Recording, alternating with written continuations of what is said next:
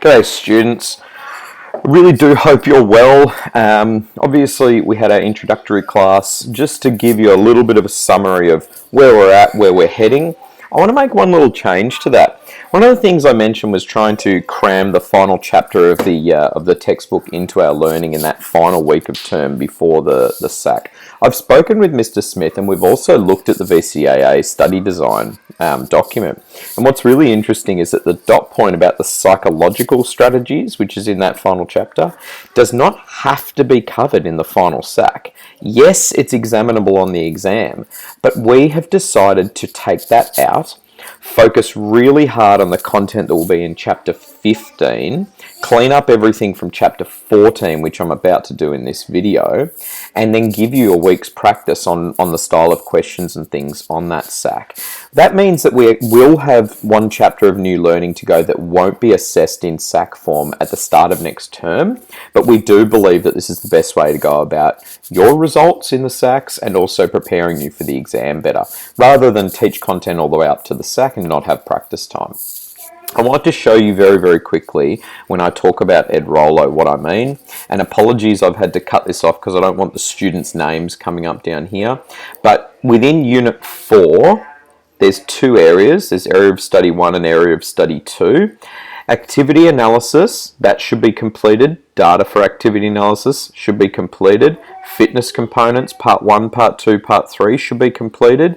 But this assessment of fitness and methods of standardizing testing 1 and 2 do not need to be completed because of their being omitted from the study design. So when I go to check for your S&Ns for Ed Rollo in terms of Area of Study 1 in Unit 4, 1, 2, 3, 4, 5, those sections completed, but not the methods of standardizing or the assessment of your fitness. When we head over to implementing, obviously we have here a lot of different areas. You won't need to at the moment do the psychological strategies and those nutritional and hydrational recovery strategies. Those three you can leave out for the moment, but the rest of this stuff about training programs and the chronic adaptations that we're going to be doing starting today and moving into next week, pretty critical to get done. So there's a lot to do in Area of Study 2, so make sure that you are staying on top of that in your homework time, and if we finish our lessons 20-30 minutes early, do one section of Ed Rollo. The other thing I want to mention is the peak book. Now remember, I took an entire chapter out for you guys, okay? And so just remember that chapter 11 with the assessment of fitness does not need to be completed. And also, we are just doing the multiple choice, the warm-up, and the training questions. You do not need to do the game on questions, okay? Now what I've done is I've actually gone back to chapter 14 of the textbook, and I've just taken some photos of some certain areas that I want to talk about in this video. A reminder, this is one of those add-ons or clean-up lessons where I just want to make sure that there's nothing that's been missed in this area. However, as you've noticed from my style of teaching and the way that our class have gone about it, is I'm happy to jump around a little bit, not just stay within one chapter at a time. So you'll find as I go through this that there are certain elements that it feels like we really have already covered from this chapter, even though we never referenced it apart from our warm-up and cool-down. So in this first section about introduction, it's talking about the success and the purpose of training programs. I feel like the purpose of a training program, we've covered a lot. We looked at what are the fitness components that need to be improved, what are the strengths and weaknesses of an athlete, and making sure that you are hitting what the purpose of that actual training program is when you design it. And we all did it for Sam in our SAC the other day, last week. However, did we look at how successful a training program actually is? And as I said earlier, it's one of those things that I believe is really, really challenging to talk about the success of a program when this year we've taken out testing the athlete. Because generally speaking, what would happen is we test the athlete in their beep test or their vertical jump or SEMO agility test or the Illinois agility test, and they get a rating, and then we complete our training program, 6 weeks, 8 weeks, and then we do that exact same test in those exact same conditions again, and we should have the athlete be able to improve in that test. And that will give us an indication of success of our program. If an athlete was able to jump 180 centimeters and now they can jump 192 centimeters, the program was successful. And yet assessment of fitness has been omitted from this study design. So we also need to look at, when we're writing a training program, what facilities will be available, and also how are we going to look at progress. So that's something I want to talk about quickly here. Now there's this little bit of a cycle that you flow through, and this is an anti-clockwise one, so don't get fooled here, where you plan your training program. And the way that you plan your training program is by doing an activity analysis, which we've done, testing the fitness of an athlete with appropriate tests, which we're not allowed to do at the moment, selecting the correct training methods and making sure all of the training principles are applied. That was all the work from the last SAC. And then looking at what the components of the actual training program are. There's a few things that are missing that I want to talk about those in today's video. Then we want to monitor our training program as we're doing it, and then evaluate the effectiveness of it at the end. Then you'll find we go back into planning the next training program for that athlete.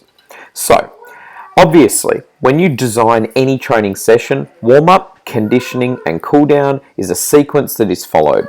Now, you might actually understand that you can do multiple conditioning phases within one training session. However, it's unlikely that that is the way that people want to go about it due to fatigue, and it's more likely that you'll do an AM and then a PM session where you warm up specifically for the one conditioning phase in the morning, then cool down, and then later in the afternoon you warm up for that next conditioning phase and cool down specifically for that. And you want to isolate and target different areas of the body that aren't going to be fatigued or injured. Now, here's something that we definitely haven't gone into detail about. You should know what periodization means, because we talked a little bit about tapering and peaking in the previous chapters, and there was a video that talked about backing off training and focusing for 6 weeks. But this language has not been used yet. And so there's 3 brand new words that I really need you to start committing to memory: macrocycle, mesocycle, and microcycle. And I'm a visual learner, so I look at this table more than the reading. But what we need to understand is this. This table here has one athlete going from 1 January through the 12 months into the next January. And you can see that this athlete has training all the way through these 11 and a half months, and then halfway through December, they begin their contest, and their contest runs all the way through till January. So you can already see that that season is about 6 or more weeks for that athlete, and yet they train for 11 and a bit months. So you can already start seeing that this athlete, if they were to just go through one training cycle and they increase their training load and they train very, very high for 11 months before tapering off once before the contest, this athlete is probably going to suffer from overtraining. The other thing that we need to know is the program that we've written for this athlete effective? And we won't know that if the one program runs for 11 and a half months and then they get one chance at this contest. So that's a scary thought. So what we do is we break down the training into macro, meso, and micro cycles. Now, a macro cycle is a whole year for most athletes. You might actually find that some Olympic athletes, their macro cycle is 4 years. And then you break down each macro cycle into mini meso cycles. Now, a meso cycle is usually about 4 to 8 weeks in duration. And those 4 to 8 weeks is pretty much what we'd focused on in our previous SAC, which is that 6-week training program. So within a mesocycle, you'll have a component or multiple components of fitness that you want to maintain, and you'll also have one or multiple components of fitness that you want to improve on. So the progressive overload, all of those aspects that we discussed in the previous SAC and in the work so far, that is one mesocycle. However, we break a mesocycle down into little mini microcycles, and those microcycles are about 7 to 10 days. So a microcycle, about 7 to 10 days, that's where you're going to look at sustaining the same amount of training within those 7 to 10 days, before any progressive overload would take place. So if you think about this, we write 1 week, and then we progressive overload for another week or 7 to 10 days, and then we progressive overload for another 7 to 10 days, and then we have finished that one mesocycle. In the next mesocycle, you might choose to improve different fitness components, or you might choose to maintain different fitness components. You might choose a different muscle grouping, or you might try and change your training to really focus on skill development. So when we talk about where does skill development and where does the volume and intensity of training come in, this is a good way of looking at it. This is a macro cycle. So a macro cycle, as you can see, is the entire year for this athlete. So they start the year with a high volume of training, and they build the intensity of both the training and games up, while they also build in skill training. So that's why you can see here we're trying to get muscle growth, hypertrophy, and we're trying to build things like strength and power and speed and everything during the pre-season. And then as we start to back off the amount of training sessions that we've actually done, the competitions start to come into play. So we're only going to do 1 or 2 training sessions per week instead of 5, 6, or maybe even 10.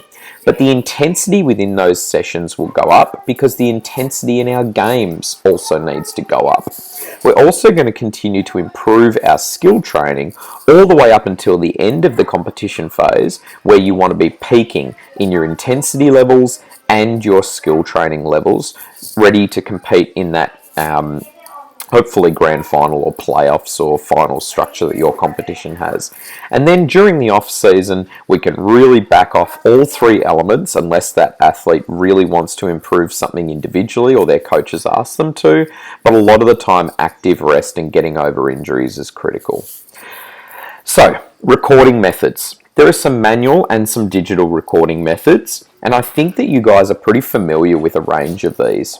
So things like recording cards or weights program cards, where you actually write in how many sets and reps did I manage to complete. Because remember, we can always tell an athlete that we want them to complete 3 sets of 12, but we might actually find that their muscles are exhausted and they get through 12, 12, and 8, and physically their biceps can't complete those last 4 bicep curls.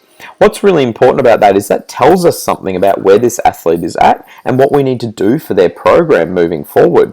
But if an athlete is able to complete the 3 sets of 12, 12, and 12, then they might be getting ready for the next level of progressive overload to take place. And if we know what weight they were lifting at, then we can add that 10% on.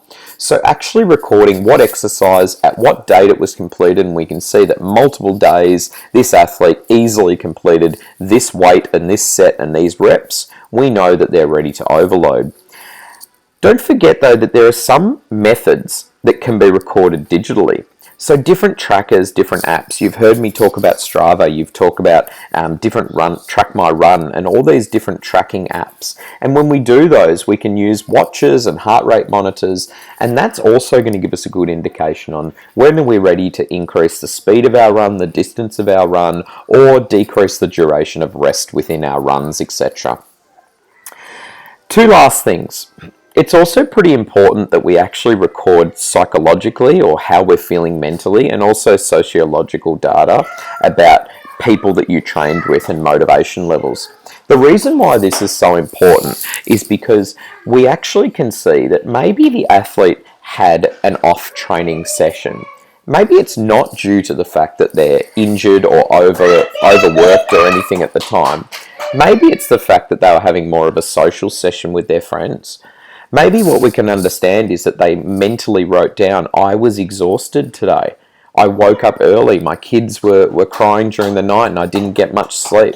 If we record all of that data as well, and then we can look at that was one off session, we're not overtraining this athlete, they just had a bad day. It really puts into perspective what's going on things like the training card or what pace they were able to run at, for example, or cycle or swim. So finally, evaluating your training program. And again, this is when Fitness testing again comes back into it, but also just having a look at where the athlete is at in terms of their speeds of their running, or what weight sets and reps they're now able to lift for their 1 rep max, etc. We can look at whether the training program has been effective or not when we complete an evaluation of that training program. Hopefully you can see now how we covered so much of that content when we did specifically look at training methods, fitness components, and writing training sessions and training programs, and putting progressive overload in and trying to adhere to all 12 of those training principles. I think that we're pretty confident on this stuff. It's just adding in the language of macro, meso, and micro cycles, and understanding that athletes should be recording what they're doing and evaluating their performance so that we can track where they're at, and also taking in those external factors like how were you feeling on the day, or was it a cold day, or any of those elements that can really add to why the performance might have been super high or super low on a specific day, so that the actual the trainer can look at what the trainee is completing in their program and make sense of it all.